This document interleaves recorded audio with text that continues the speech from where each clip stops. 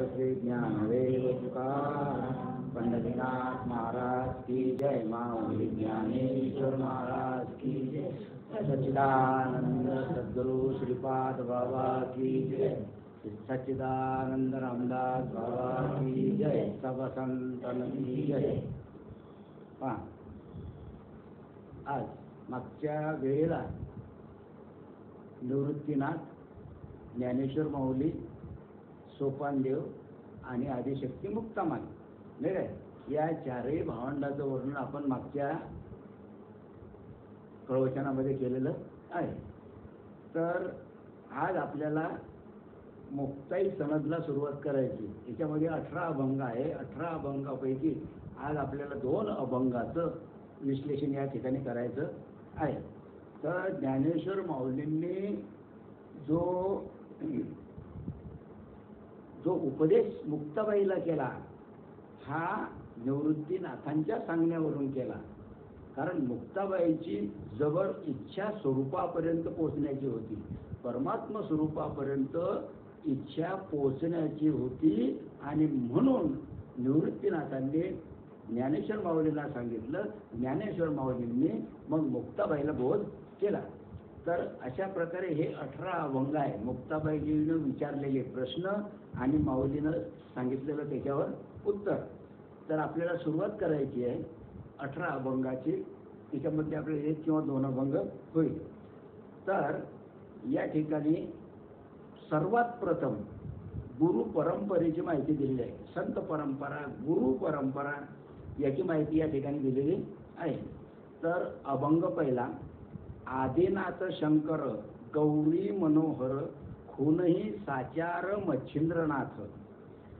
मच्छिंद्रे गोरक्षा सांगितली गुज ते गैनीनाथे मज उपदेशिले.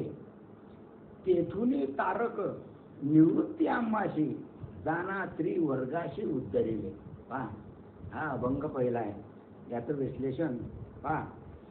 म्हणजे साक्षात भगवान विष्णूचा अवतार श्री ज्ञानेश्वर माऊली. महाविष्णूचा अवतार आहे कोण? श्री ज्ञानेश्वर माऊली यांनी आपली धाकटी बहीण मुक्ताबाई हिच्या विनंतीवरून जेव्हा उपदेश केला त्यावेळी भगवत साक्षात्काराचे म्हणजे अव्यय, अच्युत, गुणातीत, विश्वव्यापक परब्रह्म स्वरूपाचे दर्शन आरंभापासून कोठून होते, कोणत्या परंपरेने होते आणि ते कुठपर्यंत पोहोचते याचं वर्णन या 18व्या अध्यायामध्ये 18 अभंगामध्ये केलेलं आहे. आणि हा प्रथम अभंग समजून सांगतात. काय? अशी परंपरा सांगण्याची श्री ज्ञानेश्वर महाराजांची रीत सर्वत्र दिसून येते. मग ज्ञानेश्वर माऊलीची जी रीत आहे परंपरेची, हे आपण प्रत्येकजण म्हणतोच, बरोबर आहे. आपल्या दुसऱ्या एका अमृतमय अभंगवाणीतून आता आपण जे हमेशा म्हणतो, काय? ज्ञानेश्वर माऊलीची जी परंपरा आहे कुठून चालत आली, कुठपर्यंत चालत आली, हे आपण पहिल्यापासून म्हणतो. आणि ती परंपरा सगळ्यांना माहिती आहे. आणि अशी परंपरा जोपर्यंत परंपरेनुसार चालत आलेलं जे ज्ञान आहे हेच या उपदेशामुळे ते जीवाचा मात्र उद्धार होतो, तसा होत नाही. म्हणून सांगितलेलं आहे आदिनाथ गुरु सकळ सिद्धांचा आणि मच्छिंद्रतयाचा मुख्य शिष्य. मच्छिंद्राने बोध गोरक्षाशी केला आणि गोरक्ष वळला गैनी प्रसाद आणि गैनी प्रसादे निवृत्ती दातार आणि ज्ञानदेवा सार तो जगिले. अशा प्रकारे हे आदिनाथ भगवान शिवापासून चालत आलेली ही जी गुरु परंपरा आहे किंवा संत परंपरा आहे त्यानुसार ती ज्ञानेश्वर माऊलीपर्यंत आली, बरोबर आहे. आणि म्हणून ज्ञानेश्वर महाराजांनी आपल्या ज्ञानेश्वरीचं दुसरं नाव आहे भावार्थ दीपिका या ग्रंथाच्या शेवटी सुद्धा अशीच परंपरा सांगितलेली आहे. ज्ञानेश्वरीमध्ये सुद्धा शेवटी परंपरा सांगितलेली आहे. म्हणजे परंपरा सांगण्याचा ज्ञानेश्वर माऊलींचा उद्देश असा आहे की गुरु परंपरेनं चालत आलेलं ज्ञानच जीवाचा उद्धार करते.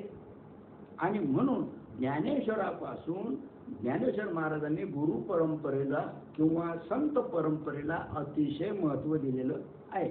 आता आपण पहिलं सांगितलेलं आहे, आदिनाथ शंकर गौरी मनोहरण खुनई साचार मच्छिंद्रनाथ, ही गुरु परंपरा.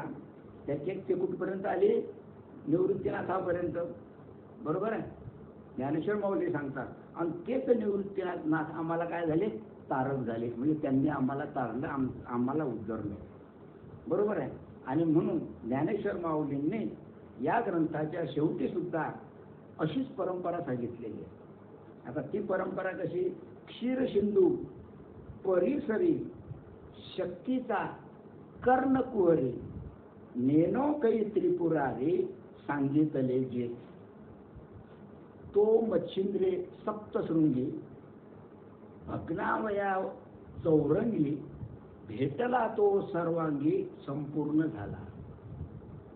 मग समाधी अव्यक्तया भोगावी वासना यया ते मुद्रा श्री गोरक्षराया दिगली मिनी. म्हणजे गोरक्षनाथानं तो बोध कोणाला दिला? मिनीनाथांना दिला.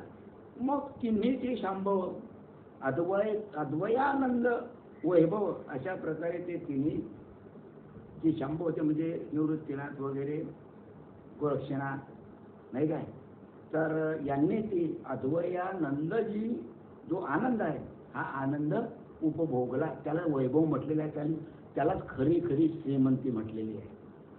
मग संपादिले समप्रभव श्री गैनीनाथ, आणि ते गैनीनाथाला सांगितलं, तेने करी करी तू भूता आला देखोनी निरुता ते आज्ञा श्री निवृत्तीनाथा तिजली ऐशी.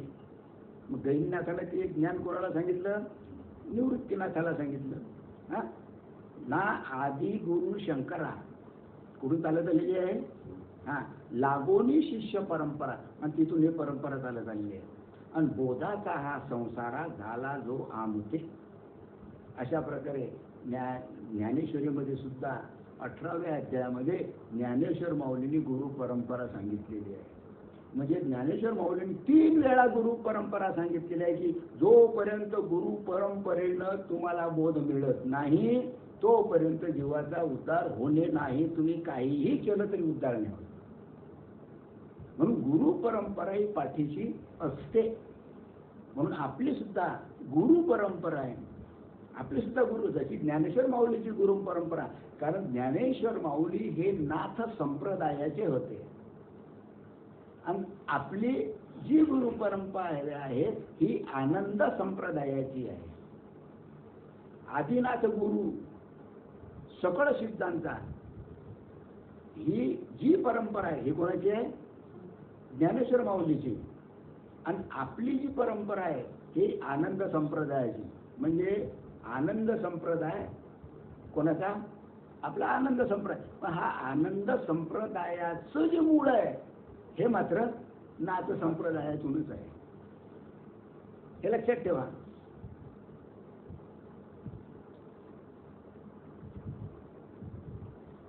म्हणजे अशा परंपरा सांगण्याच्या रीतीनुसार श्री ज्ञानेश्वर यावरील अभंगात मुक्ताबाई सांगत आहे. पहिले गुरु परंपरा सांगितली. मग महत्वाचं असं की बा ज्या वेळेस गुरु हे शिष्याला उपदेश करतात त्यावेळेस गुरुचं कर्तव्य आहे की त्यांनी आपली गुरु परंपरा सांगावी, सांगायलाच पाहिजे. आपली सुद्धा गुरु परंपरा आहे. नाथ संप्रदायाची सुद्धा आनंद संप्रदायाची सुद्धा काय ही गुरु परंपरा आहे. ओम हंसा ब्रह्मा त्रि दत्तात्रय नारायण लक्ष्मण बलभीम सखायानंद शांतामय बंडोबा चेरोबा आणि आमचे श्रीपाद बाबा, श्रीपाद बाबाचे आम्ही आणि आमचे तुम्ही. अशा प्रकारे हे भगवान महाविष्णू पासून आपल्यापर्यंत पोचलेली हे आनंद संप्रदाय आहे. आणि म्हणून संप्रदायानुसार जो बोध दिला जातो हा बोध जीवाचा उद्धार करतो. बरोबर आहे. मग या अभंगामध्ये मुक्ताबाईला सांगत आहे माऊली, मुक्ता आपला नाथ संप्रदाय. पहा माऊलीने सांगितलं की आपला कोणता संप्रदाय आहे? नाथ म्हणजे ज्ञानेश्वर माऊलींचा संप्रदाय म्हणता नाथ संप्रदाय. मग या नाथ संप्रदायाचे मूळ उगमस्थान म्हणजे सर्वात पहिले त्याच्या अगोदर काहीच नव्हतं. मग या नाथ संप्रदायाचं मूळ उगमस्थान आहे आदिनाथ, श्री आदिनाथ म्हणून म्हणतो आदिनाथ गुरु. हा हे मूळ आहे आणि इथूनच सर्व जगाची राटगाडा चालू आहे. मूळ काय आदिनाथ आहे. उमामहेश्वर संप्रदायाचे मूळ ग्रंथ शिवसूत्र मानण्यात आलेलं आहे. मग त्यामध्ये 3 उन्मेष आहे. त्या शिवसूत्रामध्ये उन्मेष किती आहे? 3. एक आहे विश्वोत्तीर्ण देव. विश्वोत्तीर्ण म्हणजे तो भगवंत, तो आदिनाथ विश्वामध्ये कसा उत्तीर्ण झाला, कसा अवतीर्ण झाला, बरोबर. त्याच्यानंतर विश्वव्यापक देव आणि तीच ब्रह्म, तोच शिव या संपूर्ण विश्वामध्ये कसं आपलं रूप घेऊन बसला. आणि तिसरं आहे शिवशक्ती ऐक्य, कारण त्याच ब्रह्मानं निर्माण केली शक्ती आणि तिच्याद्वारे हा संप्रदाय फोफावला आहे. म्हणून म्हटलेलं आहे जरी शिवापासून शक्तीचा उद्भव झाला तरी सुद्धा शिव हे शक्तीपासून अलग नाही आणि शक्ती ही शिवापासून अलग नाही. नावाला फक्त शिव आणि शक्ती आहे मात्र दोन्ही एकच, बरोबर आहे. आणि नंतर मग शेवटी आटणी. ज्या वेळेस महाप्रलय होतो त्यावेळेस यांची काय होते? सर्वांची आटणी होती. आटणी म्हणजे सर्व याच्यामध्ये एकरूप होऊन जातात. सर्व जेवढे काही महाप्रलयाच्या वेळेस जेवढे काही जीव असतात हे सर्व जीव बीज रूपानं शक्तीमध्ये एकवटतात, एकरूप होतात. शक्तीमध्ये एकरूप होतात. ती माया सर्व जीवांना आपल्या पोटामध्ये साठवून ठेवते आणि साठवून ठेवल्यानंतर ती माया सुद्धा लोप पावते. ती माया सुद्धा शिल्लक राहत नाही. शिव त्या मायेला आपल्या स्वरूपाशी एकरूप करून घेतो. शिल्लक राहायला फक्त शिव, शिल्लक राहायला फक्त ब्रह्म, अशी ती काय आटणी आहे.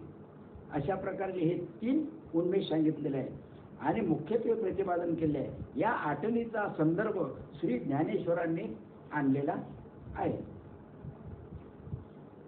जशी आटणी, आता आटणीचे प्रकार 2. आता पहिले सांगितलं आटणी कशी सर्व ब्रह्मस्वरूपाची एकरूप होणं. आता इथं ज्ञानेश्वर माऊली आटणी कशाला म्हणतात? पिंडे पिंडाचा ग्रासू, तो हा नाथ संकेतीचा दंशू. ज्ञानेश्वरीचा 6वा अध्याय तिच्यावर 291 वाचलो. यातील भूमिका अशी की शिव म्हणजे परमशिव किंवा त्याला शिव म्हणजे आता ब्रह्म. आता हे बा ब्रह्म तर या ठिकाणी आपण म्हणू शकत नाही, कारण शिव म्हटलं की नाव आलं. ब्रह्म म्हणजे या ब्रह्मांडामध्ये ओतप्रोत भरलेलं आहे. कारण त्या ब्रह्माला, या परब्रह्माला आकार घेतल्याशिवाय शिव पण येतच नाही, बरोबर आहे. म्हणून तिचं नाव आलं शिव. नाही तर शिव कोण आहे? ब्रह्मच आहे.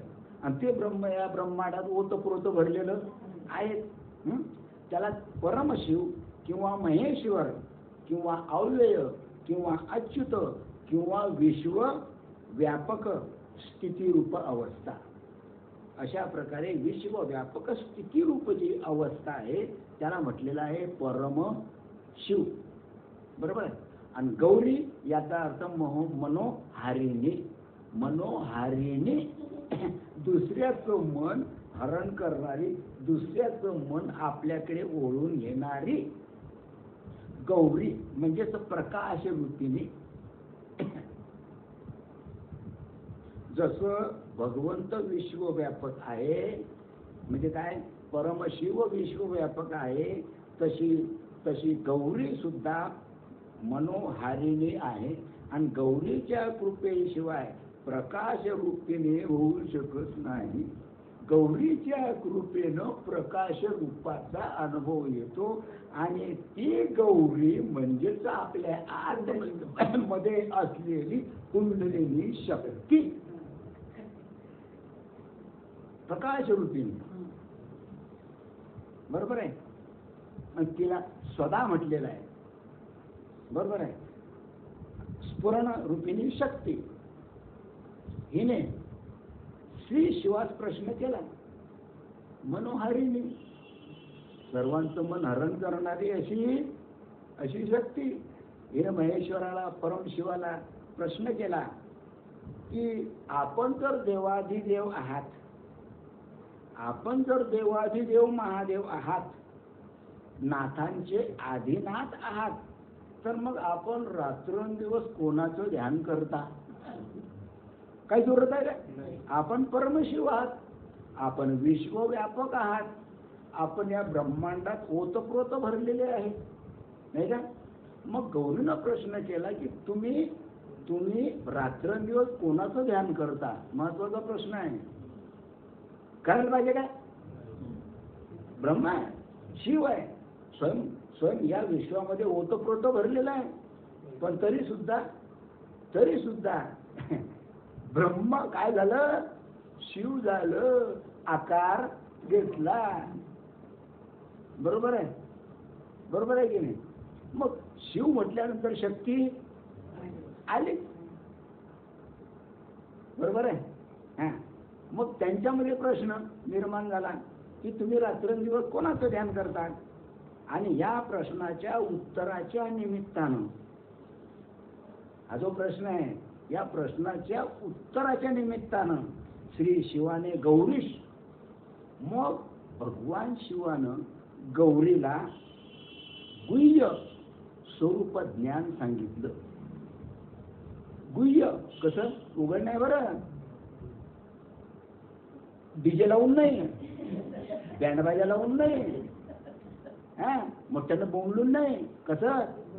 गुह्य स्वरूप ज्ञान सांगितलं. कोणा? परमशिवानं. कोणाला? गौरीला. तेच महाविष्णूनं ऐकलं. भगवान शिवानं जे गौरीला प्रश्न केला, गौरीनं प्रश्न केला की तुम्ही कोणाचं ध्यान करता? मग आता याचं उत्तर तर गौरीला दिलं भाग आहे. म्हणून परमशिवानं सांगितलं, हे मनमोहिनी शक्ती, मी तुला माझ्या अंतःकरणातील गुह्य गोष्ट सांगतो, गुप्त गोष्ट सांगतो. बरोबर आहे? असं म्हणून ते गुह्य स्वरूप ज्ञानाचा उपदेश केला. आणि तेच महाविष्णू यांनी मत्स्य रूपानं ऐकलं. मत्स्य रूपानं ऐकलं म्हणजे माशीच्या रूपानं ऐकलं. पाण्यामधले मत्स्य, मासोळीच्या रूपानं ऐकलं. तो उपदेश कसा आहे? ते गुह्य. कोणाला ऐकू येईल का? ते सांगता येत नाही. परंतु महाविष्णू यांनी मत्स्यचं रूप घेतलं. काय? मत्स्य रूप घेतलं आणि ते ऐकलं. म्हणजे त्या मत्स्यच्या कानामध्ये भगवान शिवानं सांगितलेलं बोध झाला. जसं जो बोध शक्तीला झाला, तोच बोध कोणाला झाला? महाविष्णूला झाला. आणि महाविष्णूला झाला म्हणजे ते कोण होते? त्याला रूप कोणतं घेतलं होतं? म्हणजे महाविष्णूनं मत्स्यचं रूप घेतलं. त्या मत्स्य रूपानं त्यांनी श्रवण केलं आणि पुढे तोच मच्छिंद्रनाथ म्हणून प्रसिद्ध झाला. तोच मच्छिंद्रनाथ. आणि या संपूर्ण ब्रह्मांडामध्ये आणि तो शिष्य झाला. म्हणजे शिवाचा शिष्य कोण झाला? मच्छिंद्रनाथ. म्हणजेच कोण? महाविष्णू. बरोबर आहे? हा सर्वात प्रथमचा शिष्य. त्याच्या अगोदर काही नव्हतं. सर्वात पहिला शिष्य कोण? मच्छिंद्रनाथ. बरोबर आहे? यातलं गुह्य असं की जगातील सर्वात प्रथमचा शक्तिपात महेश्वरानं मच्छिंद्रनाथ याच्यावर केला. शक्तिपात म्हणजे कुंडलिनी शक्ती जागृत करणं. शक्तिपात कोण केला? महेश्वरानं सर्वात पहिले शक्तिपात कोणावर केला? मच्छिंद्रावर केला. आणि यांचे महायोगांतर्गत सोहम ध्यानाभासावर आरूढ केले. बोध केला, सोहम ध्यान करायला लावलं आणि बसायला लावलं. या सोहम ध्यानावर तुम्ही आरूढ व्हा, चालू ठेवा. बरोबर आहे. त्याच्यानंतर हेच गुह्य ज्ञान आणि गुह्य गम्य रीती मच्छिंद्रनाथानं कोणाला सांगितली? गैनीनाथाला. म्हणजे पहा परंपरा, गुरु परंपरा झाली चालू किंवा संत परंपरा झाली चालू. गोरक्षनाथ त्यांनी सांगितले ह्या सर्व अनुभवजन्य गुप्त क्रिया, आता क्रिया उघड्या ऐकल्या आहे, ह्या गुप्त क्रिया गोरक्षनाथांनी आपल्या ग्रंथात सांगून दिल्या. गोरक्षनाथांनी जो ग्रंथ लिहिला त्याच्यामध्ये गुप्त क्रिया आहेत. त्यातील मुख्य ग्रंथ म्हणजे सिद्धांत. आता गोरक्षनाथाचे सुद्धा ग्रंथ आहेत, पण ते काही अजून परिचयाचे नाही आणि कोणी त्याचा अभ्यास करत नाही. आणि अभ्यास केला तरी तिच्यातला गुह्यार्थ कळत नाही. गोरक्ष शतक, गोरक्ष गीता, गोरक्षबाणी इत्यादी पुढे हे तर गुह्य वर्म गोरक्षनाथांनी गैनीनाथाला सांगितलं. आलं गैनीनाथापर्यंत. आणि ते गुह्य सांगितल्यानंतर प्रत्यक्ष त्यांना त्याचा अनुभव आणून दिला गैनीनाथांना. याप्रमाणे नाथ संकेतीचा दंशु म्हणजे सर्वात पहिले दंश कोण केला? महेश्वरानं. कोणाला दंश केला? कोणाला दंश केला? मच्छिंद्राला. आणि मच्छिंद्रानं कोणाला दंश केला? गोरक्षनाथाला. म्हणजे मच्छिंद्रानं गोरक्षनाथाला दंश केला. विष भिनलं की नाही? विष भिनलं की नाही? इथं विष म्हणजे तो आनंद आहे, ते प्रेम आहे, ते स्वरूप आहे. बरोबर आहे. आणि गोरक्षनाथानं तो दंश कोणाला केला? दंश गैनीनाथाला. आणि गैनीनाथानं निवृत्तीनाथाला दंश केला. आणि श्रीपाद बाबानं आम्हाला दंश केला आणि आम्ही तुम्हाला दंश केला. बरोबर आहे. आणि म्हणून म्हटलेलं आहे पिंड पिंडाचा ग्रासू तो हा नाथ संकेतीचा दंशू. हा अर्थ आहे त्याचा. बरोबर आहे. याप्रमाणे नाथ संकेतीचा दंशू म्हणजे समाधीपर्यंतची वाटचाल क्रमाक्रमाने कशी उत्कर्ष पावते. बरोबर आहे. हे प्रत्यक्षावगम्य स्थिती माझेपर्यंत येऊन ठेपली असं ज्ञानेश्वर माऊली सांगतात. बरोबर आहे. आता कशी? तर गैनीनाथांनी ते आनंद विभाव भांडार निवृत्तीनाथापर्यंत संक्रमित पद्धतीने पोहोचवलं. त्या ज्ञानाचं संक्रमण कोणावर केलं? निवृत्तीनाथावर. गैनीनाथानं निवृत्तीनाथावर केलं आणि हेच निवृत्तीनाथ आपले तारक झाले. अशा प्रकारे ज्ञानेश्वर माऊली म्हणतात की हे निवृत्तीनाथ आहे, हे आम्हाला तारक झाले. म्हणून तारक निवृत्ती, तारक निवृत्ती म्हणण्यात ज्ञानेश्वर महाराजांचा काहीतरी सखोल प्रतिबिंबित होता. म्हणजे तारक निवृत्ती याच्यामध्ये काहीतरी सखोल अर्थ आहे. आता तारक याचा अर्थ ब्रह्म. तारकचा अर्थ काय? ब्रह्म. बरोबर आहे. म्हणून म्हटलेलं आहे त्याला तारक ब्रह्म. ही काय आहे? तारक ब्रह्म ही काय आहे? एक परंपरा दिसून आली तिच्यात. तारक परब्रह्म म्हणजे कुठपर्यंत? ज्ञानेश्वर माऊलीपर्यंत हे परंपरा दिसून आली. दुसरी कलियुगात आता कलियुग सुरू आहे. आता हे किती केव्हाच आहे? महाविष्णू पासून पहा तर आता हे कोणतं सुरू आहे? कलियुग. कलियुगात हरिनाम कीर्तनाने सर्वांचा उद्धार आहे असे जे सांगितले आहे, त्याकरिता कलियुगासाठी तारक ब्रह्मनाम मंत्र दिलेला आहे. तारक ब्रह्मनाम मंत्र दिलेला आहे. मग तारक ब्रह्मनाम मंत्र कोणता?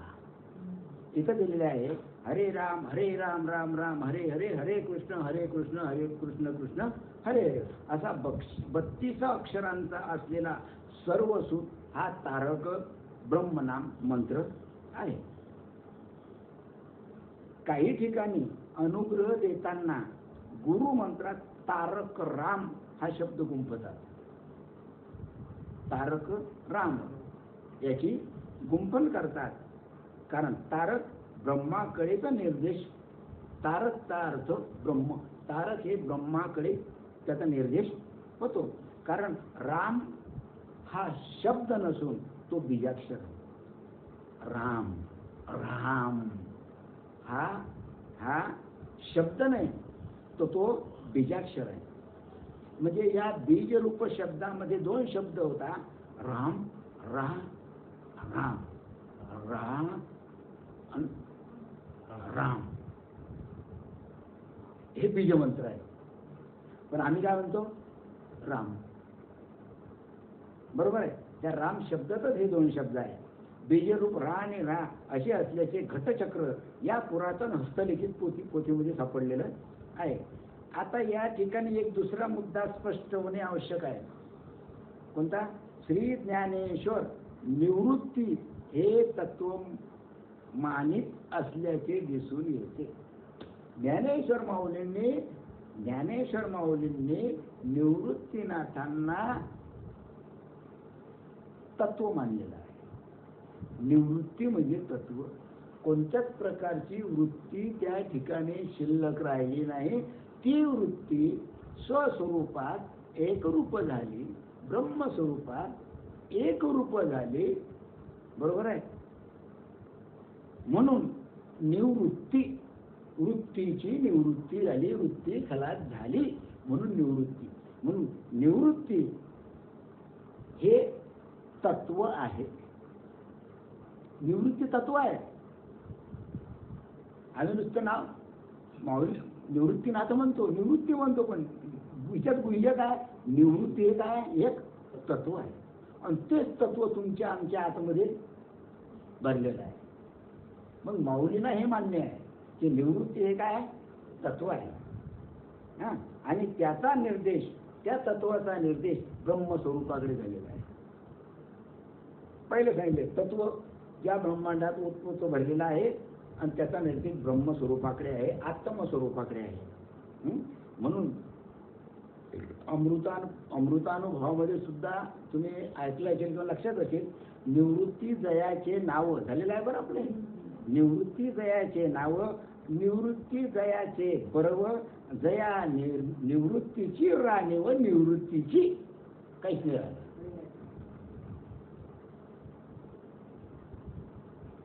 तात्पर्य सांगायचं कारण असं की निवृत्ती काय आहे? तत्व. निवृत्ती तत्व म्हणजे अहम इदम, म्हणजे वृत्ती शून्य ज्ञान. वृत्ती शून्य ज्ञान, आत्मस्वरूप भाव, जे अतींद्रिय, अमूर्त आणि स्वयंभू आहे. ते ज्ञान अतींद्रिय आहे, बाहेरचा संबंध नाही. आतल्या इंद्रियाचं ज्ञान आहे. त्याच्यात अमूर्त आहे, मूर्त नाही, दिसणार नाही, आकार नाही आणि स्वयंभू आहे. ते जसंच्या तसंच आहे, त्याचा नाश कधी होत नाही, असं ते तत्व आहे. म्हणून ज्ञानेश्वर माऊलींनी आपल्या गुरूंना निवृत्तीला काय म्हटलेलं आहे? तत्व म्हटलेलं आहे. ब्रह्मस्वरूपाचा निर्देश केलेला आहे. एवढा मोठा जबरदस्त भाव ज्ञानेश्वर माऊलीचा कोणावर होता? निवृत्तीनाथावर होता. बरोबर आहे. ऐसे करणया विन स्वयंभतू जे निवृत्तीपण, तयाचे श्री चरण वंदिले, असे अमृतानुभवातलं आहे. आता उपाय वन वसंतू झालेला आहे. दुसऱ्या अमृतानुभवाच्या दुसऱ्या प्रकरणामध्ये पहिला श्लोक आहे.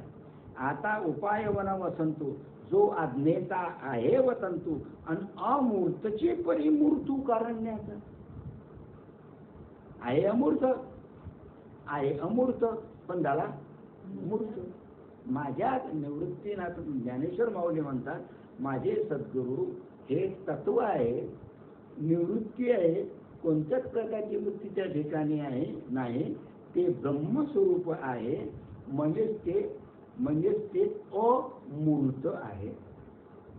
मग ते जर अमूर्त आहे तर मी त्यांच्या देहाकडे कशाला पाहू?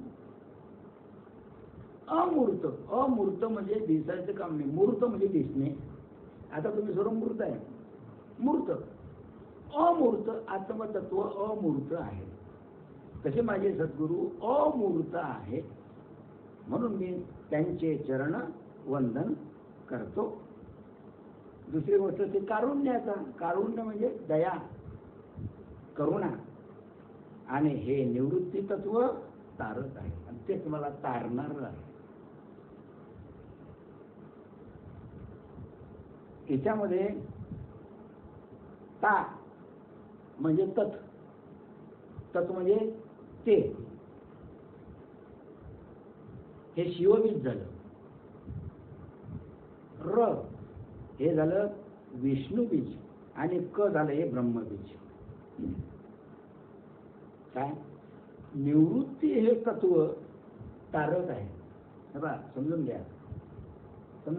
निवृत्ती तत्व तारक आहे आणि निवृत्ती तत्वामुळे मी निवृत्ती तत्व तारक असल्यामुळे मी त्या ब्रह्मस्वरूपाकडे झुकलो. कारण ब्रह्मस्वरूप आणि निवृत्ती तत्व तारक असल्यामुळे अलग नाही. असं का म्हटलं ज्ञानेश्वर माऊलींनी? तर तिच्यामध्ये तीच सांगितलं. ता म्हणजे तत् म्हणजे शिव, हे बीजरूप झालं. विष्णू रम म्हणजे विष्णू बीज झालं आणि कम म्हणजे ब्रह्मा बीज झालं. असे तिन्ही बीजांनी युक्त असे तीनही बीज म्हणजे ब्रह्मा विष्णू महेश असे तीनही बीजांनी युक्त असं हे गुरुपद असते. बरोबर आहे. आणि म्हणून काय म्हटलेलं आहे गुरुगीतेमध्ये? गुरुर् ब्रह्मा गुरुर् विष्णू गुरुर्देव महेश्वरा आणि गुरु साक्षात परब्रह्म तस्मै श्री गुरुदेव. कारण तीनही बीजाचा समावेश कशामध्ये होतो? ब्रह्मस्वरूपात होतो, गुरुतत्वात होतो. अशा तारक निवृत्तीनाथाच्या कृपेने आपला उद्धार झाला. असे माझे सद्गुरू कसे आहेत? तारक आहे. आणि म्हणून माझा उद्धार झाला. आता उद्धार, पुन्हा प्रश्न आहे. उद्धार याच्यामध्ये उत आणि धार दोन शब्द आहेत. उत आणि धार. बरोबर आहे. आता उत म्हणजे उत आणि धार की झाले. धार कशाची? प्राण, मन, बुद्धी, चित्त, अहंकार याचा जो प्रवाह आहे याची जे धार आहे उत धार. धार कशाला म्हटलेलं आहे? मन, बुद्धी, चित्त, अहंकार नाही का, याची जी प्रवृत्ती आहे याचा जो धार आहे हा धार ऊर्ध्व मार्गे झाला आणि या ब्रह्मरंध्राच्या ठिकाणी विसावला.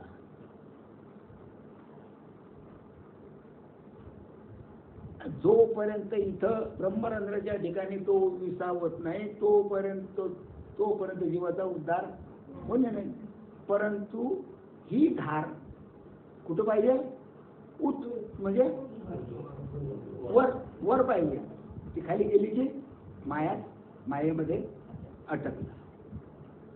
म्हणून उद्धार शब्दाचा अर्थ आहे प्राण, मन, बुद्धी, चित्त, अहंकार याचा जो प्रवाह आहे हा प्रवाह ऊर्ध्व मार्गे होऊन ब्रह्मरंध्राचे ठिकाणी असलेलं जे अव्यय स्वरूप आहे, गुणातीत स्वरूप आहे, विश्वव्यापक स्वरूप आहे, असं परब्रह्म स्वरूपाच्या ठिकाणी येऊन ऐक्य पावल्याचा प्रत्यक्ष अनुभव येतो.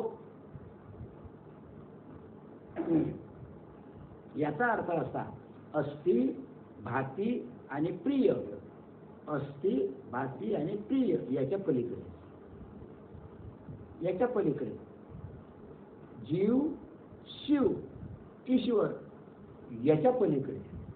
पहा शब्द, पहा काय, अस्थि, भाती, प्रिय, किंवा त्याला म्हणतात सत, चित, आनंद.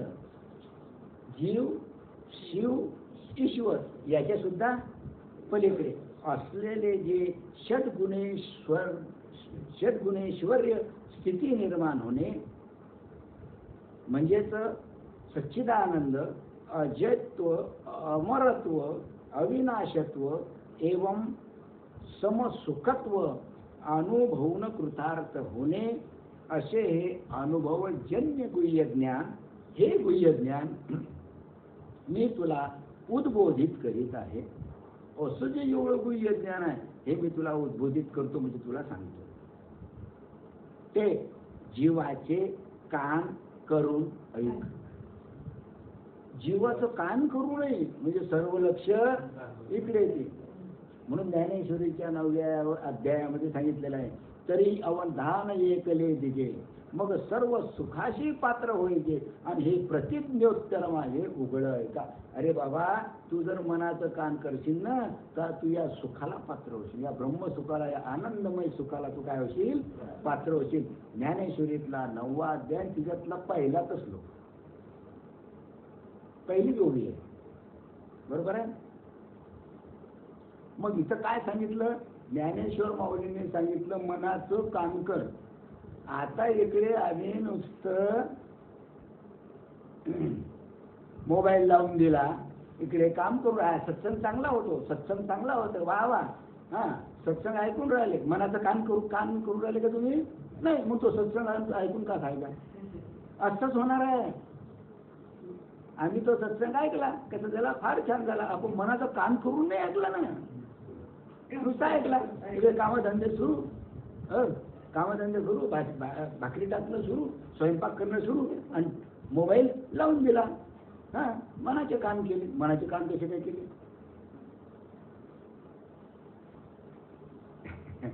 होईल का नाही असं? आज टाकल्यानंतर म्हणतील का नाही हे बाकीचे साधक ऐकल्यानंतर म्हणतील का नाही? हा, मग काय सांगितलेलं आहे इथं की हे गुह्यज्ञान मी तुला उद्बोधित करीत आहे. माऊली सांगतात कोणाला? मुक्ताबाईला, की आता तू मन लावून ऐक. अभंग दुसरा. आता याच्या पुढे सुरुवात. ते नयनाचे अग्री पहावे, ते नयनाचे अग्री पहावे. नयनाचे अग्री म्हणजे डोळ्याचं टोक, डोळ्याचं टोक. ते नयनाचे अग्री पहावे, उजळिल्या जाण दाही दिशा. ब्रह्मांडा एवढे ओतीव सगळे, मन बुद्धी कळे ऐसे नाही. तिथं मन आणि बुद्धी, तिथं त्याचं काहीही चालत नाही. निवृत्ती प्रसादे, ज्ञानदेवाला झाला निवृत्तीनाथाच्या कृपेनं ज्ञानेश्वर माऊलींना स्वरूपाचा आनंद उपभोगता आला. आणि म्हणून मग सुखाचा सुखी झाला तेने सुखी. नंतर त्या सुखाचा अनुभव ज्ञानेश्वर माऊलींना आला. हा झाला दुसरा अभंग. या ठिकाणी ज्ञानेश्वर माऊली सांगतात की परब्रह्म दर्शन सोहळा आपल्याच ठिकाणी होण्याकरता आपल्याला डोळ्याच्या अग्रभागाने ते स्वरूप पाहावे लागते. तो परब्रह्म सोहळा जर पाहायचा असेल, आत्मस्वरूपाचा आनंद उपभोगायचा असेल, तर आपल्या डोळ्यानं, आपल्या डोळ्याच्या अग्रभागानं आपण आपलंच स्वरूप आपल्याला पाहणे आवश्यक आहे. आपणच स्वरूप पाहायचं, पण डोळ्याच्या अग्रभागाने.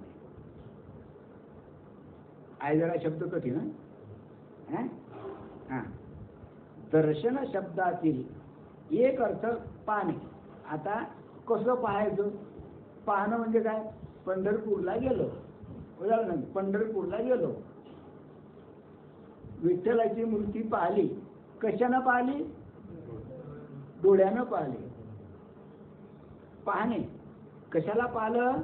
विठ्ठलाला पाहिलं. पाहणारा एक म्हणजे दिसते ते दोन. बरोबर आहे? म्हणजे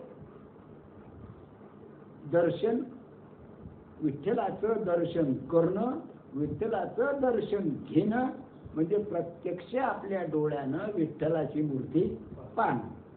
बरोबर आहे? हा झाला एक अर्थ. बरोबर आहे? आता माऊलींना हा अर्थ मंजूर नाही. माऊली काय सांगतात? हा, डोळ्याच्या दर्शन शब्दातील एक अर्थ प्रत्यक्ष पाहणे असा आहे. म्हणजे डोळ्यानं प्रत्यक्ष आपण पाहून राहिलो, एक अर्थ हा झाला. आणि पाहणे हा विषय डोळ्याचा. बरोबर आहे? कारण पाहणे हा विषय डोळ्याचा आहे. कारण डोळ्यानं मनुष्याला दिसते. कानानं दिसणार नाही, नाकानं दिसणार नाही, तोंडानं दिसणार नाही. कशानं दिसेल? डोळ्यानं. आहे का नाही? मग पाहणे हा विषय डोळ्याचा. म्हणजे डोळ्यांनीच त्याला पाहायचं, त्या स्वरूपाला डोळ्यांनीच पाहायचं. पण कसं पाहायचं? महत्वाचा प्रश्न आला. स्वस्वरूप स्वतःच स्वतःला पाहणे.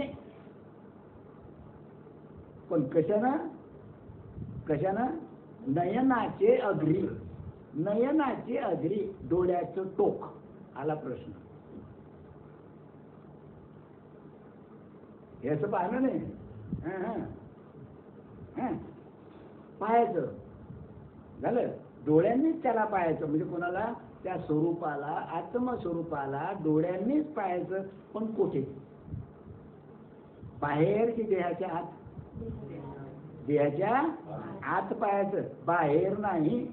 बाहेरची दृष्टी अलग आणि आतली दृष्टी अलग. बर, पाहायचं.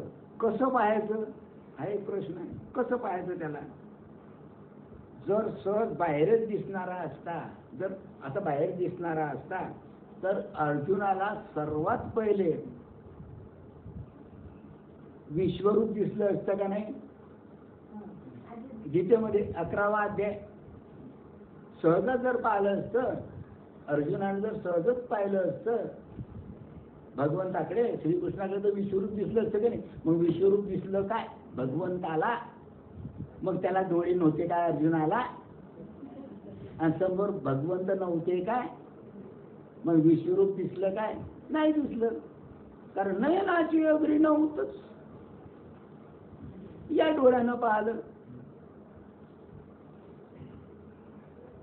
कळून राहिलं? हा. ईश्वर गिरणार. परंतु हे लक्षात घेऊनच भगवंत म्हणाले, मी तुला, हे अर्जुना, मी तुला दिव्य दृष्टी देतो. कारण दिव्य दृष्टीशिवाय माझं स्वरूप पाहता येणार नाही. म्हणून भगवंतानं काय केलं की अर्जुना तुझ्या ठिकाणी मी दिव्य दृष्टी देतो. म्हणजे तुझे ज्ञान चक्षु उन्मिलित करतो, तुझ्या ज्ञान चक्षुचं उन्मूलन करतो. म्हणजे तुला दिव्य दृष्टी देतो, दिव्य दृष्टी देतो. आणि दिव्य दृष्टीशिवाय ते पाहता येत, ते विश्वरूप पाहता येत नाही. असं तर श्रीकृष्ण समोर होते ना बाबा अर्जुनाच्या. समजलं काय अर्जुनाला? नाही समजलं. पण केव्हा समजलं?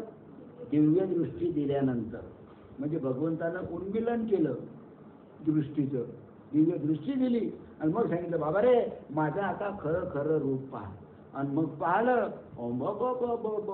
केवढं मोठं की तरी दृष्टीच पुरे ना. वरईपरी पाहिलं तरी, ते खाली पाहिलं तरी, इकडे पाहिलं तिकडे, चारही बाजूनं पाहिलं तरी दुसरं विश्वरूपाशिवाय त्याला दुसरं काही दिसलंच नाही. अर्जुन बी नाही, श्रीकृष्णही नाही, आणि कौरवही नाही, पांडवही नाही, कोणीच नाही, कोणीच. राजे महाराजे आखे काय चुलते वगैरे काही कोणीच नाही.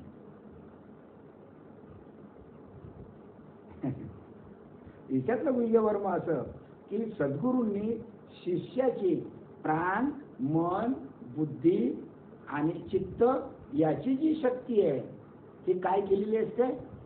ऊर्ध्वमुखी केलेली असते. ज्या वेळेत बोध होतो त्यावेळेस गुरु काय करतात, दिव्य दृष्टी देतात.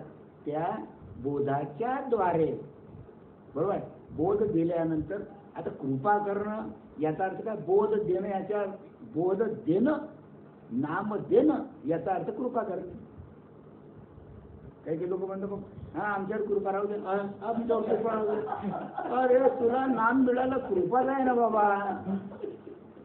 काय बोला, कसं बोला, कठीणच का, मलाही काही उत्तर देता येत त्याच्या, कारण मी येळा बोलतो, बाकीची हुशार बोलतात.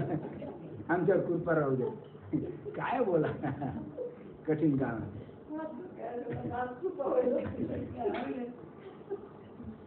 काय आहे, कृपा करणं याचा अर्थ बोध देणं म्हणजे नाम देणं, याचा अर्थ काय, कृपा करणं.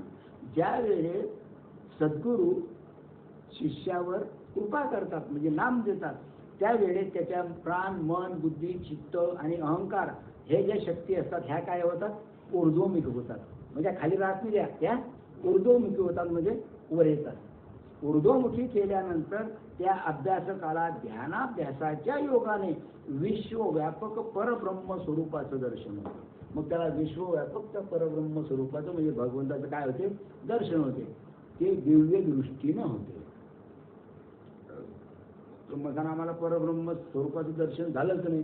प्रत्येकाच्या तिच्यामध्ये काय आहे, प्रत्येकाचं याच्यानुसार म्हणजे काय म्हणतात, व्यक्ती तितक्या प्रकृती, प्रत्येकाचा अनुभव कसा आहे, अलग. सर्वांना एकच अनुभव येईल असं काही नाही. तर विश्वव्यापक, कारण काय आपल्याला समजते ना, आपली आपली वृत्ती कशी झाली, ऊर्ध्व झाली, हे आपल्याला समजते, बरोबर आहे. ऊर्ध्व होणं म्हणजे तो अनुभव येणे, बाकीचा विचार करायचं काम नाही. मग विश्वव्यापक परब्रह्म स्वरूपाचे दर्शन होते. त्या अभ्यासकाच्या विविध रीती, बरोबर आहे. याच अभंगात 18 अभंग मालिकेतील 13व्या अभंगात ज्ञानेश्वरांनी मुक्ताबाई रीत सांगितलेली आहे. काय सांगितलेलं आहे, नासाग्री दृष्टी सोहंगाची. नासाग्री म्हणजे नाकाचं टोक, नाकाचं टोक. नासाग्री दृष्टी सोहंगाची म्हणजे सोहम जप करत असताना दृष्टी कुठं पाहिजे, नासाग्री, नाकाच्या शेंड्यात.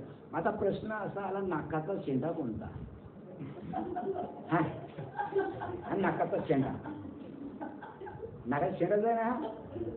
शेंडा नसेल तर कसं म्हणत आहे, चपटा आहे. म्हणजे महत्व कशाला आहे, नाकाच्या शेंड्याला,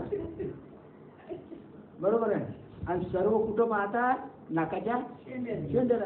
काही काही लोक आहे ना, अरे आम्ही सुद्धा असंच होतो. आमचे 5-7 गुरु झाले, पण ते गुरु असे होते की बस बसा, हा नाकाच्या शेंड्यावर पहा, हा मग इथं अनुभव आलो होतो असं. आता काय समजते, काय काही सर्व येड्याचा बाजार होता. ते गुरु कसे ते कसे, श्रीपाद बाबांना आम्हाला बरोबर ठिकाणावर आणलं. आणि म्हणून हे तुमच्या पुढे बोलून राहिलं, म्हणजे बोलायची आवश्यकताच नव्हती. जमत नव्हतं, आम्ही येडे माणसं होतो पहिले, आणि आता त्याच्यापेक्षा येडे झालो. बाबांना, श्रीपाद बाबांना म्हणजे त्याच्यापेक्षा येडं करून टाकलं, बरोबर आहे. मग काय सांगितलेलं आहे 13व्या अभंगात, नासाग्री दृष्टी सोहंगाच्या गोष्टी. नासाग्री म्हणजे हे नाक, नासाग्री म्हणजे नाकाचं अग्रटोक, हे नाही बरं, हे टोक नाही, जिथून नाकाचं जे मूळ आहे, नाकाचं मूळ हे नाकाचं मूळ आहे. इथून सुरुवात झाली तर हे चाललं वर वर वर वर मोठं मोठं मोठं मोठं होत. हे खरं मूळ कोणतं, नाकाचं मूळ कोणतं, हे मूळ आहे. हे एवढं मोठं भदा येणार काही कामाचं नाही, बरोबर आहे. हा हे कधी, हे सर्व सांगतं कधी काढले बरोबर आहे, बरोबर आहे. पण या नाकाचं जे मूळ आहे ते पुढे इथं आहे, याला नासाग्री म्हणतात. आपल्या काय नासाग्री म्हणतात, नाकाचं मूळ आहे. मग इथं पहा नासाग्री दृष्टी सोमगाशी, रेणू पाठी पोटी भरला पाहिजे. ज्यावेळेस तुम्ही नासाग्री दृष्टी करता इथं पासून, त्यावेळेस तो हे ब्रह्म आत बाहेर सगळीकडे तुम्हाला हे दिसून येईल. आता नासाग्र म्हणजे नयनाग्र, परंतु नेमके स्थान कोणते, नयनाग्र. नयनाग्र म्हणजे नयनाचं टोक, म्हणजे डोळ्याचं टोक. नाकाचं टोक माहीतच नाही, डोळ्याचं टोकही माहीत नाही. आता काय करा हा मोठा प्रश्न आहे. आता कठीणच काम झाले. बरं, माऊलीने सांगितलं खरं का खोटं? बरोबर आहे, पण त्याच्यात गुह्यार्थ कळत नाही. नासाग्रे म्हणजे नाकाचं अग्रटोक इथं, आणि नयनाग्र, नयन म्हणजे डोळे, हे डोळा हा डोळा, या दोन्ही डोळ्याचं नयनाग्र इथं, हे इथं, हे इथं. याला म्हणतात भ्रुकुटी, याला म्हणतात त्रिकुट, याला म्हणतात भ्रूमध्य. हे तिन्हीचा संगम झाला इथं. डोळे, इडा, टेंगडा, सुषुम्ना, हे आहे ते अग्रटोक. परंतु नेमके कोणते? नाकाचा जेथे उगम होतो म्हणजे वरचे टोक, अग्रटोक घ्यायचे का नाकाच्या खालच्या अग्रटोकाचे स्थान येतात, तुम्हाला मी समजून सांगितलं. बरोबर आहे. श्री ज्ञानेश्वरीचा 6व्या अध्यायामध्ये जो अभ्यास सांगतात तो असा: वरचिलिया पाती ढळते, वरचिलिया पाती ढळती, तळीची तळी पुंजाळती. म्हणजे पाता आहे ना वरचं, हा, हे पातळ ढळलं की अनेक प्रकारचे तेजाचे पुंजाळे समोर दिसतात. तळीच्या तळी म्हणजे काय केले ते काय म्हणतात, वलय दिसतात की कोणाच्या अशा ठिंग्या पडतात ना, काही ते फुलझाड हे करतो आपण अशा ठिंग्या. हा, म्हणजे प्रत्येकाचं ते कसं आहे, अलग अलग आहे. वरची पाती ढळती, पण कुठून? तुम्हाला असं वाटून ज्या डोळ्यातून, इथून. वरचिलिया पाती ढळती, तळीची तळी पुंजाळती, तेच अर्धोन्मिलित स्थिती उपजेत आहे. अर्धोन्मिलित स्थिती म्हणजे डोळे उघडे नाही आणि डोळे बंदही नाही. तेथे राहून आतुलीकडे बाहेर पाऊल घाली कोळे, ते ठाई ठाव पडे नासाग्र पेठे. या अभ्यासातील आधीय डोळ्यांची अर्धोन्मिलित स्थिती लक्षात घेता नासाग्र पीठ म्हणजे नाकाच्या खालच्या टोकाखाली नागपुडी जवळील ओठावर असा लक्षणेने अर्थ नाही. त्या ओठाजवळ, हा, हे असा त्याचा अर्थ नाही. ओठाच्या जवळ हे नाकाचा टोक, नाक कोणतं हे उठ नाही काय याच्यात बोर नाकाचा टोक, तो अर्थ नाही. असा लक्षणेने अर्थ घेणे आवश्यक ठरते. सामान्य माणसं काय म्हणतील, नासाग्र म्हणजे नाक, हे टोक आहे का नाही. तथापि या अभ्यासाला त्रिबंध देऊन नासागरीचा स्वाद डोळ्यांनी पाहावा. त्रिबंध, मूळ बंद, जालिंदर बंद आणि ओडियाना बंद. मग नासागरीचा श्वास डोळ्यांनी पाहावा. नासागरीचा श्वास डोळ्यांनी पाहावा म्हणजे पहा,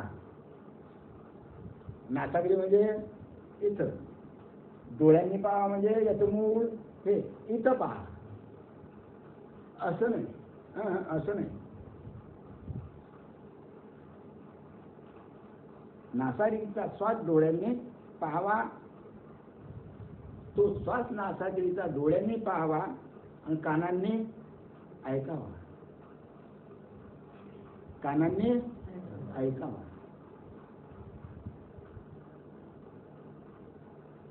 कानामध्ये सुद्धा नाद उमटतात, त्याला दशनाद म्हणतात, त्याला अनाहत ध्वनी म्हणतात.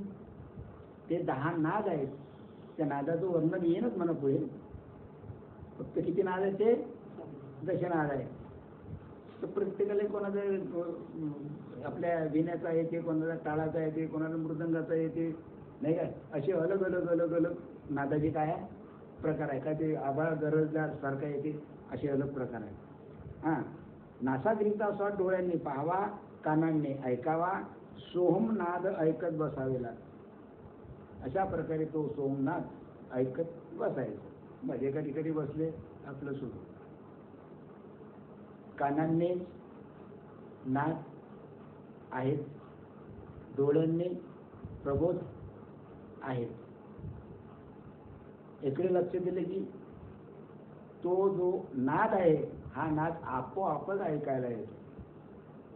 आताही तुम्हाला तो नाद ऐकायला येत असेल, लक्ष द्या. नाद ऐकायला यायचे कानातून,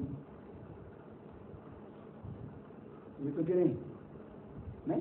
म्हणते अरे येतो, एकसारखा तो नाद सुरूच राहतो, एकसारखा नाद सुरूच राहतो कानात. अंतसाहेब दोन्ही कानावर हात ठेवा. पहा, कानावर हात ठेवला नाही, कानावर हात ठेवला नाही तरी तरी तो नाद चालूच असतो. पण तो कुठून येतो हे मात्र समजत नाही, पण नाद मात्र तर तो नाद डोळ्यांनी पाहावा, कानांनी ऐकावा, सोमनाद ऐकत बसावे लागते. तथापि जो वरील अभंगात तर त्रिबंधाचा विषय आलेला नाही, म्हणजे उड्याणा बंध, जालेंदर बंधन, मूळबंध याचा याच्यात काही विषय आलेला नाही, त्या संबंधीची याच्यात माहिती काही दिलेली नाही. म्हणून नासागराचा जो दुसरा अर्थ श्री ज्ञानेश्वर माऊली दाखवतात तो पाहावा लागेल. कसा? सहजे तिन्ही संधी भेटे. पहा, सहजे म्हणजे सहज डोकं लावायचं, सहजे तिन्ही संधी भेटे. तिन्ही संधी म्हणजे इडा, पिंगळा आणि मधली सुषुम्ना.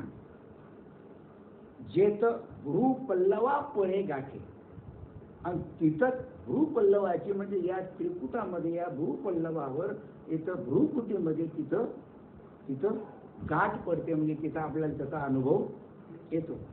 ज्ञानेश्वरीतल्या 5व्या अध्यायात आणि 152वी ओळी येते. सहज तिन्ही संधी भेटी, जेत भ्रूपल्लवा पडे गाठी. म्हणजे आता तुम्ही रात्री समजा झोपायच्या टाइमले आपला प्रबोध सुरू ठेवायचा, लक्ष ठेवायचं, बरोबर आहे, आपोआपच तो अनुभव येतोच. ज्या ठिकाणी निसर्गतात दोन्ही भुवयाची गाठभेट होते. पहा, नयनाचे अग्र कशाला म्हणतात? दोन्ही भुवयाची गाठभेट होते. हे भुवई इथं, हे भुवई इथं, याची गाठभेट झाली इथं, बरोबर आहे. आणि हे नाकाचं टोक काय म्हणतात त्याला? मूळ अग्र टोक, बरोबर आहे.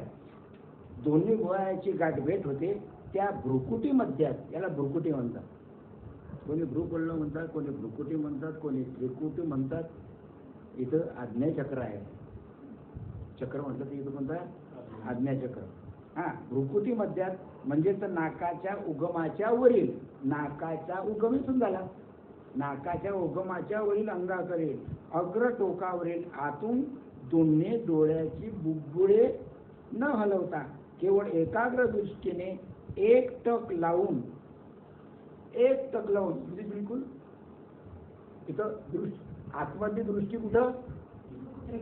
त्रिकुटामध्ये. आतमधली दृष्टी इथं त्रिकुटामध्ये, आणि आपला जप, आपला प्रबोध सुरू भ्रुकुटीमध्ये. इथं दोन्ही डोळे आहे ना, दोन्ही डोळ्याचं जो काय म्हणतो आपण ते जे टोक आहे, दोन्ही डोळ्याचं एकत्र कुठे येतात?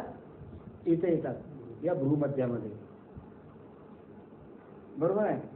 पण मग इथं दृष्टी एकटक करायची. आता होते एक सुद्धा तुम्ही असेल, मग म्हणजे तो कुठं आहे? खाली आहे की वर आहे? इथं वर आहे का नाही? आणि म्हणून मुस्लिम लोक सुद्धा या कुठं पाहतात?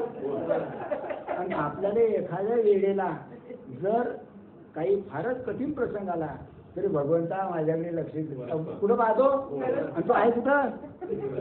आहे कुठं? इथं या ब्रह्मरंध्रामध्ये ते ब्रह्मतेज आहे, ब्रह्मरंध्रामध्ये तो भगवंत आहे इथं. कारण भ्रुकुटी आणि ब्रह्मरंध्रामध्ये इथं रस्ता कसा बिलकुल जवळचा आहे. इथं गेला म्हणजे इथं जायला त्याला उशीर लागत नाही. बरं, पहा, विषय जरा कठीण आहे.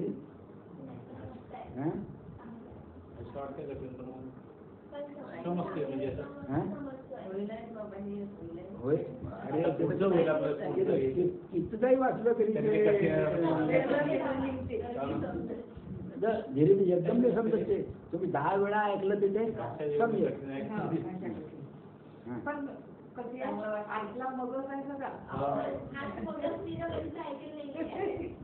केवळ कोणी सांगितले नाही, केवळ एकाग्र दृष्टीने एकटक लावून म्हणजे सद्गुरूंनी दिलेल्या बीज मंत्राचा जीवानं हलवता, बरोबर आहे, जप करीत राहणे. म्हणजे जीव हलवायचे, तोंड हलवायचे नाही, एकटं फक्त लक्ष इथं ठेवायचं आणि आपला प्रबोध सुरू ठेवायचा.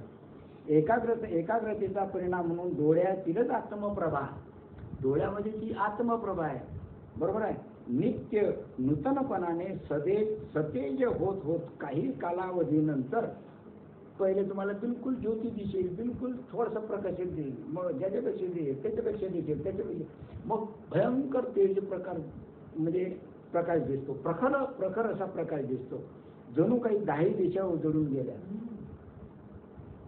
हे काय काहीच नाही, लाईट तीच गेली नाही, खचखच हे लाईट आहे का नाही. 10 दिशा उजळल्या, एवढा मोठा लख्ख प्रकाश दिसतो. आणि सर्व गगन, सर्व आकाश शोभायमान दिसते. असा तो प्रत्यक्ष काय आहे, अनुभव आहे. म्हणून प्रबोधाकडे लक्ष देणं महत्वाचं आहे, बरोबर आहे, प्रबोधक महत्वाचं आहे. ध्यानी ठेविली वृत्ती, नाद लावणे श्रोत्री. ध्यान कुठं, मुकुटाकडे इथं, आणि नाद कानात ऐकायचं, बरोबर आहे. नयन गर्भाप्रती भ्रूमध्य लक्ष, भ्रूमध्य म्हणजे इथं लक्ष ठेवायचं. ध्रुवांतरी लक्ष लावणे बैसा ध्यानी, ऐक्याशी उन्मनी होऊन राहा. आणि मग त्या ठिकाणी उन्मनी अवस्था प्राप्त होते. जागृती, स्वप्ने, सुसुप्ती, तुरी आणि शेवटची उन्मनी अवस्था ज्ञानेश्वर गाथ्यामध्ये आहे. म्हणून म्हटलेलं आहे, उजळल्या 10 दिशा गगन आलीशे शोभा. हाच परब्रह्म दर्शनाचा सोहळा आहे आणि तोच आनंद आहे. एवढं सांगितलं ज्ञानेश्वर माऊलींनी कोणाला, मुक्ताबाईला. आता मुक्ता कल्पना कर की महातेज रूप असे हे स्वरूप अंतर्बाह्य स्थिर चरसृष्टीला. अशा प्रकारे हे महातेजो रूप जे आहे, हे महातेजो रूप स्वरूप आत आणि बाहेर स्थिर आणि चरसृष्टीला नव्हे तर अणुरेणू सहित अनंत ब्रह्मांडही व्यापून उरलेले शिल्लक राहते. म्हणजे त्या ब्रह्मांड, संपूर्ण ब्रह्मांड व्यापलं तरी सुद्धा तो दस्ताच्या तसाच आहे. अनंत ब्रह्मांड व्यापलेले नाही. ब्रह्मांड एकच नाही, ब्रह्मांड एकच नाही. उंबर पाहिलं का तुम्ही, उंबर ते उंबराचं फळ आणलं की नाही, ते उंबराचं फळ तिच्यामध्ये जर फोडलं, कच्चं उंबर असलं ते जर फोडलं, तिच्यामध्ये बारीक बारीक बारीक बारीक बारीक बारीक बारीक किटकुलं असतात, आहे का नाही. आणि ते काय करतात, फोडल्यानंतर ते उडून जातात, आहे का नाही. तसं स्वर्गमृत्यू हे एक ब्रह्मांड, स्वर्ग मृत्यू पाताळ तारांगण हे एक ब्रह्मांड. जसं उंबर म्हणजे एक ब्रह्मांड आणि तिच्यामध्ये तेवढे जीव, तसं उंबर म्हणजे एक ब्रह्मांड आणि तिच्यामध्ये ते जीव. तसं हे ब्रह्मांड आहे आणि या ब्रह्मांडामध्ये आपण सर्व जीव आहोत. असं एक नाही, अनंत ब्रह्मांड आहे, त्या अनंत ब्रह्मांडामध्ये जीव आहे. मग हा पसारा त्या ब्रह्माचा केवढा मोठा असेल आणि आम्हाला प्रबोधाला फाशी यावं. अनंत ब्रह्मांडे दयाचे उदरी, अनंत ब्रह्मांड या भगवंताच्या पोटामध्ये आहे. तो भगवंत, तो श्रीकृष्ण यशोदेच्या कळेवर खेळून राहिला. पहा, आणि यशोदेला माहिती नाही काय कला आहे, किती कला आहे, बरं काय आहे, कसं आहे. तेव्हा काही बोलताच येत नाही, काहीच नाही, चुपचाप बसून राहा वाटते. जाऊ द्या, जसं आहे तसं बोलताच येत नाही. बोलायला जीभ रेटतच नाही. काय बोलणार, किती बोलणार, कसं बोलणार, शब्दच नाही, शब्द पुरे पडतात. असं अनंत ब्रह्मांडही व्यापून उरलेले, ओतप्रत भरून उरलेले जे प्रत्यक्ष प्रत्ययाला येते आणि असा प्रत्यक्ष अनुभव येतो. कोण सांगून राहिले? हे ज्ञानेश्वर माऊली सांगून राहिले मुक्ताबाईला. शून्य स्थावर जंगम व्यापून राहिला अकळ. पहा, शून्य स्थावर जंगम व्यापुनी राहिला अकळ आणि बाप रखमा देवी वरू विठ्ठल सकळ. असा तो विठ्ठल आहे, असा तो राम आहे, असा तो कृष्ण आहे की बाबा हे संपूर्ण ब्रह्मांड व्यापून तो शिल्लक आहे. पहा तो कसा असेल, काय असेल, केवढा असेल. आता ज्याचे त्यानं पाहत बसा. ते बहिर्मुख अधोमुख चंचल महामोहरूपी अविद्येने युक्त अशा मनबुद्धीला आपण होऊन कधी सुद्धा कळू शकणार नाही. तिथं मन, बुद्धी, चित्त याने किती प्रयत्न केला पाहण्याचा, त्या परब्रह्म दर्शन सोहळ्याचा कितीही अनुभव घेण्याचा प्रयत्न केला तरी मन बुद्धीच्या ते पलीकडे आहे. मन बुद्धी तिथं चालतच नाही, त्याला तो मन बुद्धीला अनुभव येणारच नाही. तर त्याचे कारण नाही. मग मन बुद्धी काय, मन बुद्धीला ते स्वरूप कळत नाही. मग का कळत नाही हा प्रश्न आला. तर त्याचे कारण परब्रह्म स्वरूप, ते परब्रह्म स्वरूप हे ब्रह्मरंध्रस्थानी सर्वापेक्षा उंच भागी आहे. ते परब्रह्म स्वरूप तो भगवंत देहामध्ये सर्वापेक्षा उंच जागी आहे. याला म्हणतात ब्रह्मरंध्र. या ब्रह्मरंध्रामध्ये तो स्थित आहे आणि तिथूनच संपूर्ण देहाचं चलनवलन तो करतो. प्रत्येकाच्या देहाचं, प्रत्येक जीवाचं अनंत ब्रह्मांडामध्ये जेवढं काही असेल त्याचं सर्वांचं चलनवलन तो इथून करतो. कारण तो प्रत्येकाच्या आतमध्ये आहे. कारण ते सर्वात कसं आहे, उंच आहे. पहा बरं, आपलं देह आहे, देहामध्ये सर्वात उंच काय, टाळूच आहे की नाही, आहे की नाही उंच. मग इथं आहे तो, याला टाळू म्हणतात. कोणी याला टाळू म्हणते, कोणी याला दशवे द्वार म्हणते, कोणी याला ब्रह्मरंध्र म्हणते, कोणी ब्रह्माकाश म्हणते. असे पुष्कळचे याला नाव आहेत, बरोबर आहे. मग हे कळून काय येत नाही, तर ते परब्रह्म स्वरूप ब्रह्मरंध्राच्या स्थानी सर्वापेक्षा उंच भागी आहे म्हणून कळत नाही. म्हणून स्थूल सूक्ष्म हा कारण या देहाच्या पलीकडे आहे. आपलं जे देह दिसते सूक्ष्म आहे, स्थूल आहे, त्याच्या आतमध्ये सूक्ष्म आहे, त्याच्या आतमध्ये कारण आहे, त्याच्या आतमध्ये महाकारण, असे 4 देह आहे आपल्या देहात, बरोबर आहे. तर या देहाच्या सुद्धा ते 4ही देहाच्या पलीकडे आहे हे, बरोबर आहे. त्याच्यानंतर या संपूर्ण 4ही देहाला ते साक्षीभूत आहे.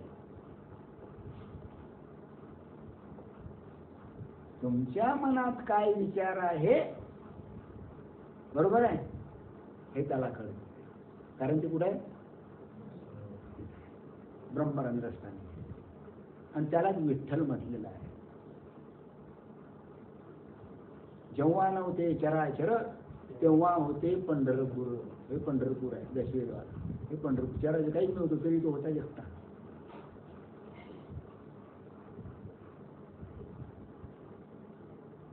अजब आहे. म्हणजे 4ही देहाच्या पलीकडे आहे. सत्वगुण, रजोगुण, तमोगुण याच्या सुद्धा पलीकडे आहे. ध्येय, ध्याता, ध्यान या त्रिपुटीच्या सुद्धा पलीकडे आहे. पराय, पश्यंती, मध्यमा आणि वैखरी याच्या सुद्धा, या वाणीच्या सुद्धा पलीकडे आहे.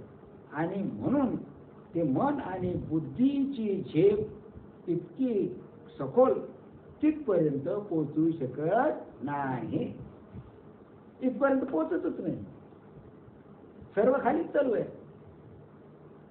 पुढे चालू आहे, सर्व खाली सुरू आहे, इथपर्यंत पोहोचतच नाही. मन बुद्धी अमुक तमुक हे कुठे आहे, सर्व गड्याच्या खरी इतकी सखोल आणि ऊर्ध्वगामी ते जाऊ शकत नाही. इतकं ती सफळ आहे म्हणून ते ऊर्ध्वगामी इथं जाऊ शकत नाही. मग जेव्हा सद्गुरूची कृपा होते तेव्हा तेच मन आणि बुद्धी अंतर्मुख होते आतल्या आत आणि ऊर्ध्वगामी होऊन स्वस्वरूपाच्या ठिकाणी एकाग्र होते. गुरुच्या कृपेशिवाय नाही. तेव्हाच बाह्य इंद्रियांना न कळत आहे. मग इथं ती दृष्टी स्थिर झाली, ते ब्रह्मस्वरूपाचा इथं अनुभव आला, तर बाह्य इंद्रियांना काहीही कळत नाही. जे इंद्रिय असतात हात पाय नाक डोळे वगैरे यांना काहीच कळत नाही. देहाची विस्मृती होते, देहाची त्याला आठवणच राहत नाही. ज्यावेळी नाम घेतो त्यावेळी पहा पहिलीच अवस्था कशी असते, देहाची आठवणच राहत नाही. आठवणच नाही राहत. म्हणजे मन बुद्धी चित्त अहंकार त्या परमात्मा स्वरूपाचे काय म्हणून जातात, एकूण इंद्रिय चालतच नाही. तिथे इंद्रियाचं काही चालतच नाही. इंद्रिय तर लय अलीकडची आहे, बरोबर आहे. न कळताही आतल्यात जाणू शकते. इतकेच नव्हे तर त्यात ते समरस होऊन जाते. अशा प्रकारे मन बुद्धी चित्त आणि अहंकार हे त्या ब्रह्मस्वरूपामध्ये काय होऊन जातात, समरस होतात, एकरूप होतात, तिच्यामध्ये मिसळून जातात. म्हणजे त्या ठिकाणी मन बुद्धी चित्त अहंकार राहतच नाही. म्हणून सांगितलेलं आहे, आता आत्मप्रभा नित्य नवी तेच करुणी ठाण देवी.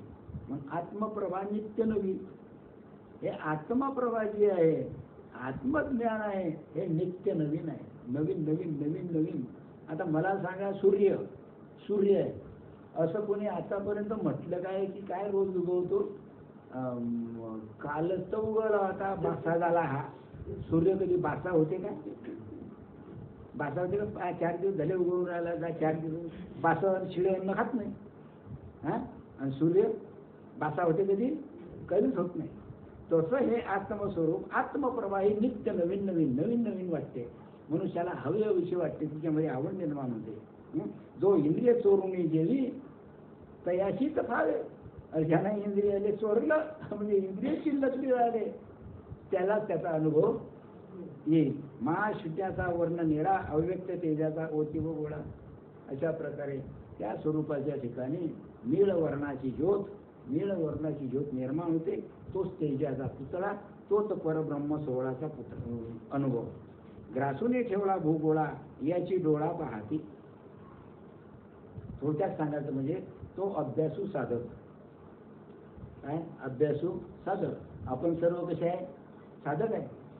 मग आता साधक आहे तर मग अभ्यास करणं महत्वाचं. नोकरीला लागायकरता अभ्यास करणं महत्वाचं आहे. लग्न होण्याकरता अभ्यास करणं महत्वाचं आहे. पैसे कमवण्याकरता अभ्यास करणं महत्वाचं आहे. तसं भगवंताच्या प्राप्तीकरता अभ्यास करणं महत्वाचं आहे. तो हा अभ्यास. म्हणून साधकाला काय म्हटलेलं आहे? तो अभ्यासू साधक जो भक्तियोगी होतो, तो केवळ सद्गुरूंनी दाखविलेल्या गुरुगम्य मार्गाने दृढ एकाग्रतेच्या साधनेने परब्रह्म स्वरूपाचा व्यापक तत्वाने अनुभव घेऊ शकतो. गुरुकृपेशिवाय तो त्या परब्रह्म तत्वाचा अनुभव त्याला येऊ शकत नाही. असा हा प्रत्यक्ष अनुभव रूपी ठेवा, असा हा जो ठेवा आहे तुमच्याजवळ हा जो ठेवा आहे, हा अनुभवरूपी ठेवा श्री सद्गुरू निवृत्तीनाथाच्या कृपा प्रसादाने ज्ञानेश्वर माऊलींना लाभला. निवृत्तीनाथांची कृपा झाली आणि परब्रह्म स्वरूपाचा सोहळा माऊलींनी काय केला? उपभोगला. मग नयनाचे अंगणी तुर्यता प्रकाश आणि उन्मनी उल्हास तयावरी. काय सांगितलंय? ब्रह्मज्ञानी पुरुष तोची ओळखावा. ब्रह्मज्ञानी पुरुष तोची ओळखावा. ब्रह्मज्ञानी पुरुष कसा का ओळखला जातो? नयनांजनी पहावा ब्रह्मठसा. ब्रह्मठस्यापर्यंत ब्रह्मस्वरूपापर्यंत जो गेला त्यालाच ब्रह्मज्ञानी, तोच ब्रह्मज्ञानी पुरुष. आणि त्यालाच तुम्ही ओळखा आणि त्याचा तुम्ही अभ्यास करा. ओळखल्या तर काही जात नाही, पण तसा प्रयत्न करा. अनंत जन्माच्या पुण्येनं, भगवंताच्या कृपेनं भगवंतच त्याच्याशी सद्गुरूची काय करतात, गाठ घालून देतात आणि तो अनुभव येतो. मग या परमात्म सुखाच्या अनुभूतीचा परिणाम काय होतो? तुम्हाला एक परमात्म सुखाची अनुभूती आली, तुम्हाला हा अनुभव झाला, म्हणजे याचा अर्थ का, मी सुखरूप झालो, मी सुखरूप झालो. तो आनंद मी उपभोगतो. बाहेरून की आतून? बाहेरून की आतून? तो सुखस्वरूप होतो, म्हणून तो आनंद आतून तो उपभोगतो. जगाचा आनंद बाहेरचा आहे, आपला आनंद आतला आहे. बरोबर आहे. मग हरिपाठ घेतला तुम्ही आपोआपच समजते आपला आनंद कसा होत होतो. हरिपाठ घेतलाही नाही, एखादा फोटो जरी पाहिला रामाचा कृष्णाचा, आपोआपच तो आनंद आतमधून कटकट कसं होते, कटकट कटकट होते. एखाद्या डोळ्यात अश्रू येतात, एखादे हुंदके येतात, एखादं म्हणजे तो सुख सोहळा आहे. मग मी सुखरूप झालो इतकेच नव्हे तर मी तर स्वतः सुखस्वरूप रूप बनलो आहे. हे मुक्ता, अशी सुखस्वरूप बनण्याची अनुभूती म्हणजेच कृतार्थता. हा अनुभव येणं म्हणजे कृतार्थता, जीवाची सार्थकता. जन्माला येऊन जे काय मिळवायचं ते मिळवलं. आणि म्हणून म्हटलेलं आहे, तुका म्हणे आम्ही, तुका म्हणे जन्मा आल्याचे सार्थक, विठ्ठलची एक देखील. तुकाराम महाराज म्हणतात की बाबा जन्माला आले तर सार्थक झालं नाही का? मी माझ्या डोळ्यांनी विठ्ठल पाहिला. कुठं पाहिला? आतमध्ये पाहिला.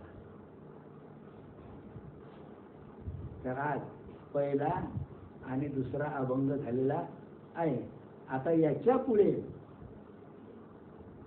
माऊली म्हणजे आपल्या मुक्ताबाई प्रश्न विचारतील आणि ज्ञानेश्वर माऊली तसंच उत्तर देतील. बरोबर आहे. हे गुह्य आहे. हे गुह्य सर्वांना समजणं आहे कठीण, आहे सोपी, पण समजणं महत्वाचं आहे. तर आज झालेली सेवा माझे सद्गुरू श्रीपाद बाबा यांचे चरणी अर्पण करतो आणि माझे 2 शब्द संपवतो. पुंडलिक वरदे हरी विठ्ठल श्री ज्ञानदेव तुकाराम, पंढरीनाथ महाराज की जय, माऊली ज्ञानेश्वर महाराज की जय, सच्चिदानंद सद्गुरु श्रीपाद बाबा की जय, सच्चिदानंद रामदास बाबा की जय, सब संतन की जय.